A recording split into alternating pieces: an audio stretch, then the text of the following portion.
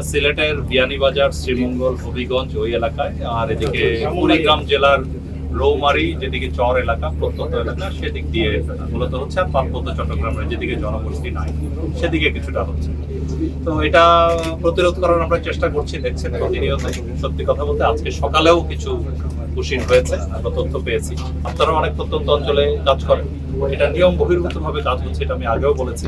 তো আমরা চাই এটা যদি বাংলাদেশি নাগরিক হয় সেটা যেন একটা নিয়ম মাফিক ভাবে আমরা হস্তান্তর গ্রহণের মাধ্যমে আমরা নিতে পারি।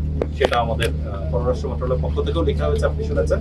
আমরাও সার্বিকভাবে এই চেষ্টা করে যাচ্ছি এবং ফ্ল্যাগ মিটিং, প্রতিবাদ লিপি এবং এই ধরনের রুটিন যেগুলো আছে সেগুলো চলছে। গতকাল দেখেছেন ব্রাহ্মণবাড়িয়াতে, ওইখানে মোট কথা এই প্রতি যেখানে বিজিবির টহল তো সব জায়গায় একই সময় প্রেজেন্ট থাকতে পারছে না।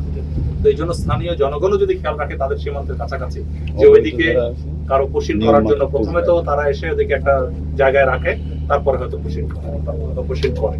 তো এই সেটা যদি স্থানীয় জনগণ খেয়াল করে, তা আমাদের পেট্রোলকে খবর দিলে ওইদিকে কুইকলি যেতে পারে।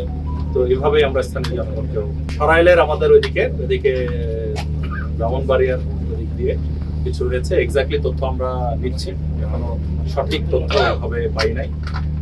নিয়ে তাদেরকে জড়ো করে আমরা আরো বিস্তারিত জোরদার করেছি, টহল বাড়িয়েছি, জনবল বাড়িয়েছি।